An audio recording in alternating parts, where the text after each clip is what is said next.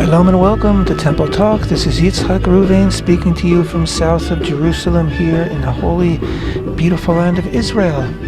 Today is, or this evening I should say, as I'm recording, is the 24th day of the month of Kislev, 5784. It's December 24th, 2024. This coming Shabbat, we are going to be reading Parashat Miketz from the book of Genesis, beginning chapter 44, verse 4, chapter 41, verse 4, and concluding chapter 44, verse 17. This coming Shabbat is Shabbat Mevarachin, meaning it is the Shabbat preceding the upcoming Rosh Chodesh, new month of Tevet, which, if my calculations are correct, will be the following Tuesday evening. December 31st, I believe. Most incredibly, tomorrow evening, the 25th of Kislev, is the first night and the first light of Chanukah, the 8-day festival of lights. Of course, the festival that celebrates our ancestors' fight for our freedom, for our survival, physically and, more importantly, spiritually, because, as we'll be talking about soon, the Greek invaders and occupiers of the land of Israel and oppressors of the people of Israel weren't so concerned with wiping out the children of Israel physically. They rather wanted to absorb Israel into their pagan culture. In other words, they wanted to wipe us out spiritually. And to do that, Antiochus, the evil king, who had been one of the top generals of Alexander the Great, who was bequeathed this area of the Middle East to rule after Alexander's death, he set upon Israel a number of very, very, very harsh and cruel edicts which forbade the Jews from fulfilling their most basic mitzvot, commandments, such as circumcision, such as keeping Shabbat, etc., etc. And so his goal was to basically force Israel to assimilate into the greater Hellenistic society, the pagan society that surrounded Israel. And yes, there were many among Israel who were more than willing to assimilate, and they did. So the war which the Maccabean warriors, led by the priestly Kohanic family of Matityahu and his 5 sons from the central Israel city of Modi'in, the uprising that they led was a fight against the Greek oppressors, but also there was a bit of a civil war as well, because they were also fighting against those Jews who sided with their oppressors and who were all gung-ho for assimilation.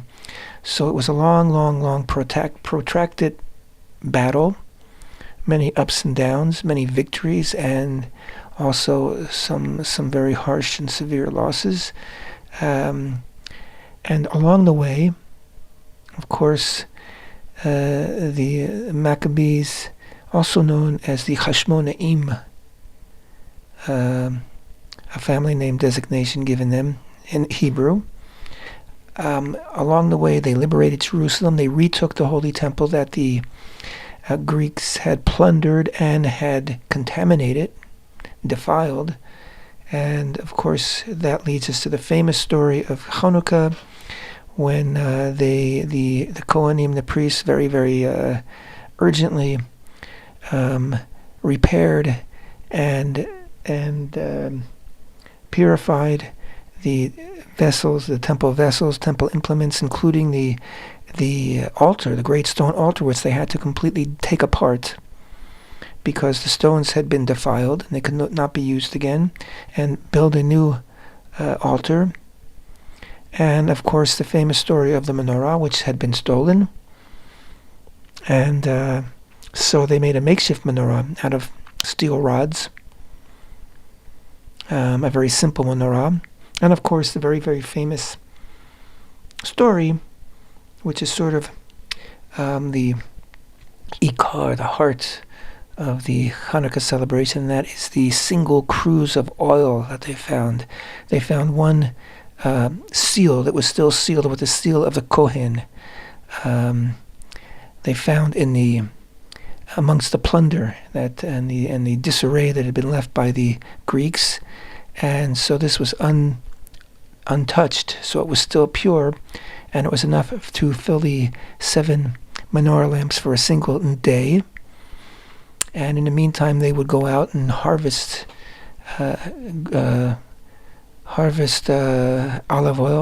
olives, and create the oil. And it would take them, it would take a few days. It would take 8 days, really, in order to complete the process. So what's going to happen? They're going to have a light for one day, and then darkness for 7 days. And of course, a miracle happened, and the single cruse of oil, with enough oil in it for a single day of the lamps on the menorah, miraculously the lamps stayed kindled for 8 complete days, giving the Kohanim enough time to produce new pure olive oil, and the temple was rededicated and back in business, as they say. The war against the Greeks would continue for many, many years. This was just one battle that had been won, and ultimately, the Hashmonaim, the Maccabees, gained independence from the Greek oppressors, and this was really the first full independence that Israel had since the First Temple period, because after they returned from Babylon, they were more of a province than an independent state, and they were very much tied to whoever was in charge in Babylon, and then in Paras in Persia, and whoever was the ruling entity at the time. So now they actually had a bit of autonomy, a bit of independence, which unfortunately within a few generations they squandered. But that's a story for another day. So that was the Hanukkah story in a nutshell. Of course, the Hanukkah holiday focuses very much on the lighting the Chanukah. The Chanukah is the name of the 8-branched menorah. The menorah in the Mikdash, in the Holy Temple, of course, has 7 branches, 7 lamps. The Chanukah has 8 lamps for a light for each of the 8 days, plus a 9th, which is the Shamash, which is that lamp we light first and use it to light the other the other 8 candles or lamps of oil in the Chanukah. Many people refer to the Chanukah as a menorah, and it's kind of confusing because, again, the menorah in the Holy Temple had 7 branches, and in fact, we're not permitted to kindle a 7-branched candelabra that resembles the menorah outside of the Holy Temple.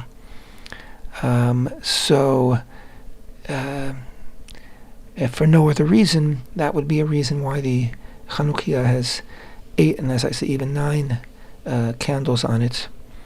So it resembles, but it is not a menorah. Okay. While we're talking about Hanukkah, let me just mention that the Temple Institute this year is conducting a Hanukkah raffle, and everyone we began the raffle already this past Friday, which was the 20th of December. Anyone from that date on who makes a donation to the Temple Institute of $25 or more, right through the 7th day of Hanukkah, will be eligible. Their name will be entered into the raffle, and we will pick 3 winners, 3 names on the 8th and final day of Hanukkah, which I believe is January 2nd, 2025. And the gift that each of the three people who merit their names being picked out of the raffle is a beautiful, beautiful depiction of the Holy Temple during the Hakhel ceremony, which of course was the once every 7-year ceremony where the entire nation was called to come to the Holy Temple on the final day of Sukkot, and to gather together. It's talked about in the book of Deuteronomy, I think in chapter 30. I think it's actually the last mitzvah, the last commandment that's mentioned in Deuteronomy. And men, women, and children, everybody, infants, are all invited and expected to attend. And the king will read sections from the Torah. He will read it in the presence of the Kohen Gadol, the high priest, and other notables, and the entire nation will be gathered there in the courtyards of the Holy Temple. And that's what this picture depicts. It's a beautiful picture. You'll recognize it because it's one of the Temple Institute's paintings. And it is, I say encased, it's actually, the picture serves as backing for almost an inch thick piece of plexiglass. The entire picture is I have the dimensions. It is, hold on one moment. I'll give the precise dimensions. It is 21 by 15 centimeters. That's about 8.3 by 6 inches and 2 centimeters thick. That's about 0.8 inches thick. And it stands on its own, and it's very, very beautiful. It's very elegant, I think. I think it's a wonderful gift, and it simply is, it's a gift-giving season for many people of all faiths. And so this is our gift to anybody who, again, makes a donation to the Temple Institute of $25 or more. If you make more than one donation, your name will be entered into the raffle more than once. And if you would like to make a donation, simply go to our website, templeinstitute.org, and you'll see in the menu Donate, and there you can donate. And when you do make a donation to the Temple Institute, you have a choice of where you would like your donation, which projects, which emphasis you would like to be placed on your donation. So I encourage everybody to make a donation. That's a good thing to do. It's good for you. It's good for the Temple Institute, and it's good for everyone because ultimately it helps us in our work to promote the building of the Holy Temple through action and through education and through getting more and more people on board here in Israel and throughout the world, because the Holy Temple is a temple, a place for the entire world to gather together and to be in the presence of Hashem and to have Hashem's full attention. And may it happen soon. We are going through such exciting times, prophetic times, so many amazing, incredible things happening, and sometimes in such rapid order. It's dizzying, it's breathtaking. Of course, we are post-Assad Syria right now, and we still don't know exactly what's going to be in Syria at all. The jihadists, the Sunni jihadists, have taken over, or they've taken over the official government buildings and operations of the old Assad government. There's much of Syria that they really do not rule, but they are making a bid now to be recognized by the world as the legitimate rulers of Syria. And in order to do so, Jolani, the head of that group, is very clever, and he is he's given himself a facade of moderation, of almost Western outlook. He's put on a shirt and tie and a jacket and meeting with foreigners. He is he wants recognition, but he is the leader of a jihadist group that was formerly associated with Al-Qaeda and ISIS. And there are many other ethnicities and religious groups in Syria that are very, very fearful of what might be, including the Christian community in Syria, the Druze community in Syria, the Kurdish community in Syria. And I just read now that President Biden, his administration, is pressuring Israel to recognize Jolani as the legitimate leader now of Syria. Israel is resisting. Israel is in no hurry to recognize a jihadist leader,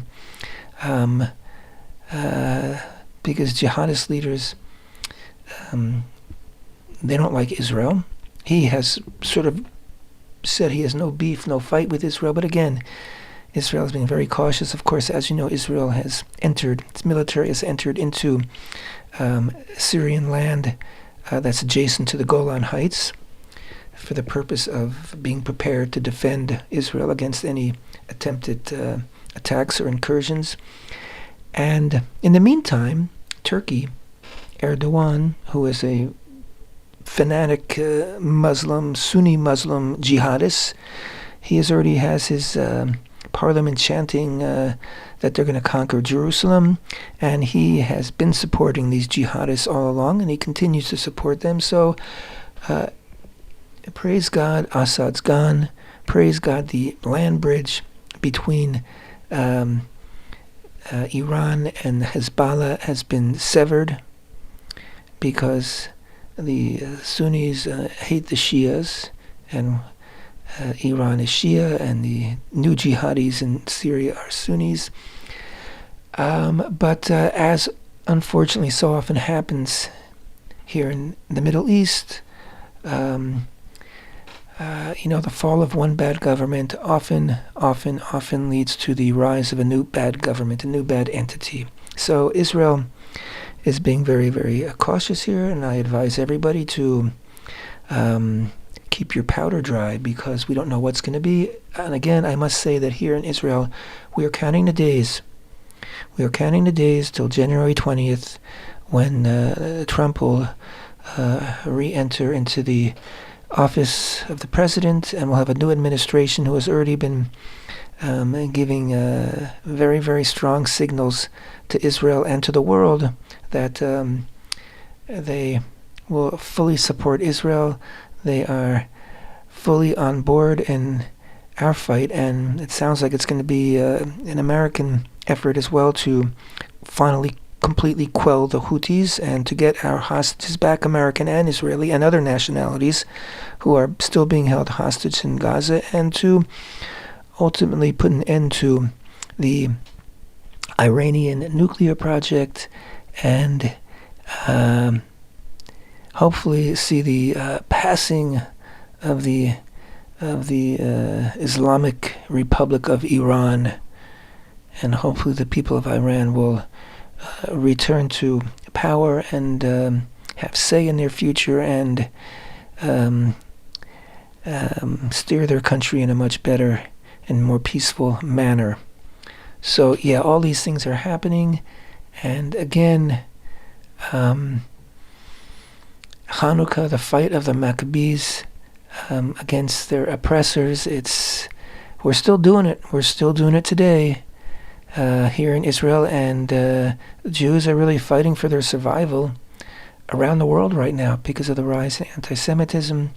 And so this holiday, which is about 2,400 years old, it just doesn't grow old, because as much as things change, they very much remain the same. So tomorrow evening, of course, as I mentioned before, Wednesday evening will be the first night of Chanukah, and we'll begin with the kindling of the first lamp, the first light of Chanukah, and of course we add a lamp each day until the final day, when we have a full 8 lamps glowing.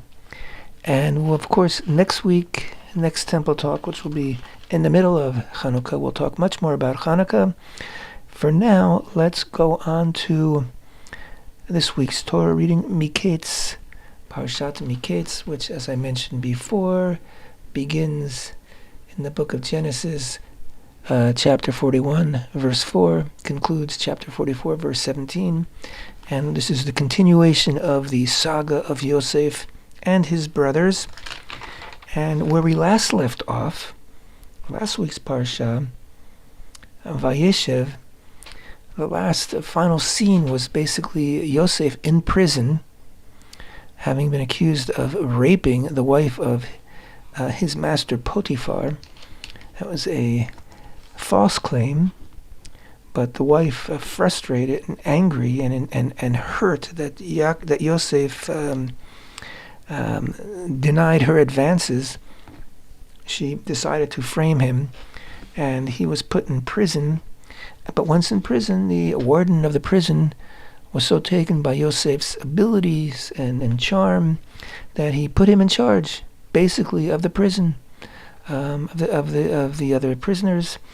And I get this image of the warden, with his feet on his desk, eating a donut or something, happy as a lark because he's got this prisoner who he's given full reign to run things in the prison. And of course, this has been the story of Yosef ever since he went into Egypt. Everywhere he goes, he's a big success. People love him. And of course, at the conclusion of last week's Parsha, he interprets the dreams of the two former servants of Pharaoh, the cupbearer and the baker. And the cupbearer's dream, he will be returned in 3 days to Pharaoh to serve Pharaoh on Pharaoh's birthday. This is the one time a person's birthday is mentioned in the Torah. The birthday is not, people are born, but their birthdays aren't mentioned, certainly not as a celebration ever in the Torah except for this one time. And that is apparently why Pharaoh needed his cupbearer back so he could pour him wine. And the baker, of course, having heard Yosef's interpretation of the cupbearer's dream, was very, very, very encouraged. And so he told Yosef his dream, and Yosef said, "You're going to hang in 3 days." And that's exactly what happened. But Yosef said to the cupbearer, "When you are returned to your position in 3 days, please mention me.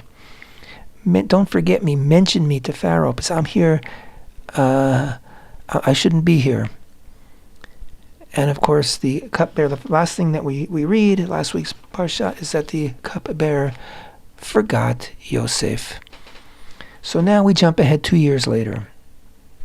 And that's exactly how the Parsha begins. We'll read the first few verses in Hebrew, then in English. Chapter 41, verse 1.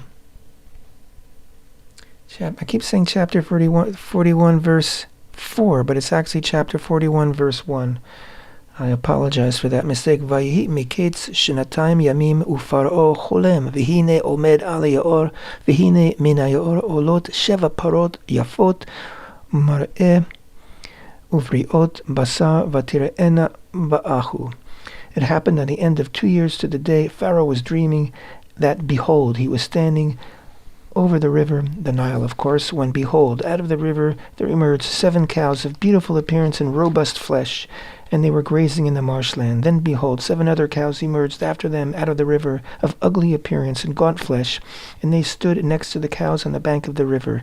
The cows of ugly appearance and gaunt flesh ate the 7 cows of beautiful appearance and robust, and Pharaoh awoke. Okay, I'm going to skip ahead. He had a second dream, of course, which was very similar, except we're talking about 7 ears of grain, and he wakes up again, and he was agitated. And now I'm just going to pick up again from verse 8. Vaboker vatipaem rucho vayishlach vayikra et kol chartumei Mitzrayim ve'et kol chochmea ויספר פרעה להם את חלומו ואין פוטר אותם לפרעה וידבר שר המשקים את פרעה לאמור את חטאי אני מזכיר היום פרעה קצף על עבדיו ויתן אותי במשמר בית שר הטבחים אותי ואת שר האפים ונחלמה חלום בלילה אחד אני והוא איש כפתרון חלומו חלמנו. Okay. And it was in the morning, and his spirit was agitated, so he sent and summoned all of the necromancers of Egypt and all the wise men. Pharaoh related his dream to them, but none could interpret them for Pharaoh. Then the chamberlain of the cupbearer spoke up before Pharaoh, saying, "My transgressions do I mention today. Pharaoh had become incensed at the servants and placed me in the ward of the house of the chamberlain of the butchers, me and the chamberlain of the bakers. We dreamt a dream on the same night," etc., etc. But he finally mentions, and it was that he mentions this, "And there was with us a Hebrew youth, a slave of the chamberlain of the butchers. We related it to him, and he interpreted our dreams for us. For he interpreted for each one in accordance with his dream. And it was that just as he interpreted for us, so did it happen. Me he restored to my post, and him he hanged." So Pharaoh sent and summoned Yosef, and they rushed him from the dungeon. He shaved and changed his clothes, and he came to Pharaoh. And Pharaoh said to Yosef, "I dreamt a dream, but no one can interpret it.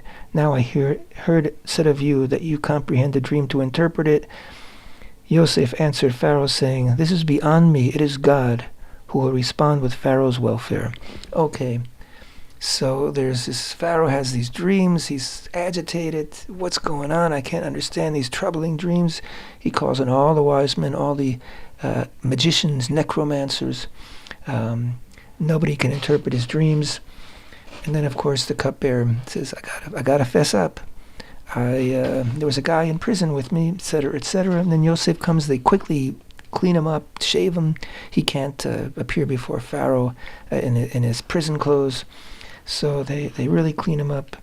And then, of course, Pharaoh beautifully interprets Pharaoh's dreams. Yosef, I should say, beautifully interprets Pharaoh's dreams and even suggests a plan of action. He says, find a wise man and put him in charge to carry out this plan of action. And of course Pharaoh says, well, I can see there's nobody as wise as you, so I'm putting you in charge. And so Yosef has this meteoric rise to the top. He's a second in command of Egypt. He's the viceroy. He's the second to only to Pharaoh. And Pharaoh gives him fancy clothes and puts his ring on him, and he gives him a chariot. And he tells everybody in Egypt, whatever Yosef says, do it.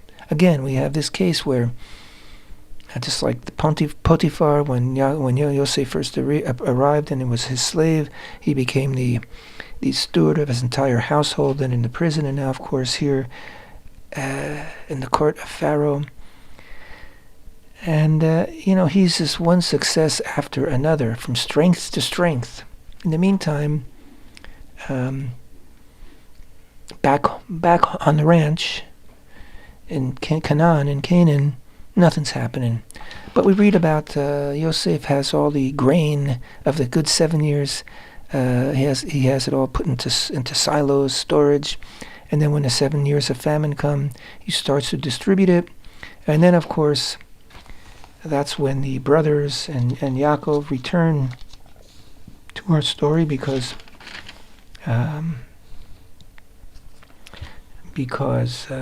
such an incredible way that the Torah tells us this.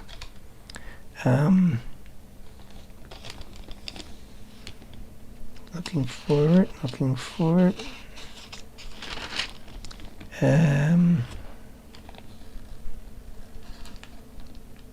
In the meantime, of course, Yosef also has two sons. He is married to Osnat, the daughter of Potiphar, chief, a Kohen On, a priest of On. And they are Ephraim and Manasseh. And then, all of a sudden, we return chapter 42, verse 1. Yaakov perceived that there were provisions in Egypt.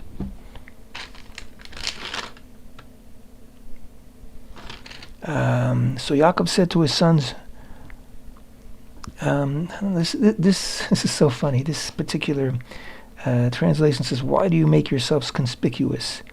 I don't know where they got that from. In Hebrew, it's literally, why are you looking at each other? And that, to me, that really says it all. Why are you dummies, looking at one another? You're not going to, the answer isn't in the other one's face. You got to do something. We're in a serious situation here. Again, this just recalls that ever since the brothers sold Yosef into slavery, they're really not functioning they're listless. We read about the story of Yehuda, his 3 sons. 2 of them die. He doesn't give the third one to the widow of the first 2 as he's supposed to, etc., etc. They've lost their way. They are burdened by what they did. Nobody talks about it. They can't mention it to Yaakov. It's a secret. I'm sure they don't talk about it amongst themselves. It's too painful. As glib as they were when they did it, they put him in the pit, and then they sat down to have a meal. As glib as they were, that's how horrible they have felt ever since. So here they are. They're on the verge of starvation, and they're just looking at one another. So Yaakov has to kind of clap his hands, snap his fingers, and say, "Wake up, boys! Go down to Egypt and get some provisions." So they do, of course, and that's where they run into Yosef, who they do not recognize. And of course, Yosef is some 20 years later, whatever it is, I forget. And he's a grown man now. He's not a kid, and he also is dressed as an Egyptian, and I imagine as a part of the royal family now, not literally royal family, but part of the royal entourage, and even more than that, the viceroy. I imagine that he, his hair, he probably has some makeup or something. He's totally Egyptian. So they don't recognize him. He recognizes them, of course. How could he forget? And you know the story, so I won't burden you with too many details. And if you don't know the story, then stop listening to me right now and read it. Okay, you can always go back if you feel like listening to the rest of Temple Talk. You can always come back, but it's urgent. If you don't know, open up your scriptures and go to Genesis chapter 41 and begin reading, because this is where the story just really, really, really becomes very intense. So he sees that his brothers don't recognize him. He asks, about them, and they say, "Well, we're 12 brothers. One is not with us because he's the youngest, and one is no longer here anymore. And we have a father." Okay. You're jumping ahead later in the parsha, when after Shimon has been taken and put in prison by Yosef because he set them up to prove that they're not spies. He said, "You're spies." He was just a false accusation that he made in order to carry out his plan, which he hasn't, we don't know what it is, but he has a plan, it seems. And in order to free Simon, and if they want to come back for more provisions, they have to bring their youngest, Binyamin, whom Yaakov will not risk losing, because he already has no trust in his sons for the welfare of Binyamin. And so as soon as they see that things are going bad, they start to talk amongst themselves, and they say, it's coming to visit us now. Our sin is coming to visit us. And there's this beautiful line, painful line, where they say, we're running out of time here. They say, we heard his crying, we heard his screams for help, and we just were deaf to them. You know when that was? That was when they were eating that meal, when he was in the pit. It's not mentioned then. We don't hear about it then. It's almost as if we were part of the conspiracy to sell Yosef. All of a sudden, we're hearing it for the first time, and it's painful, very painful. Thank you so much for being with me, and Chanukah Sameach, happy Hanukkah to everyone. Temple Talk.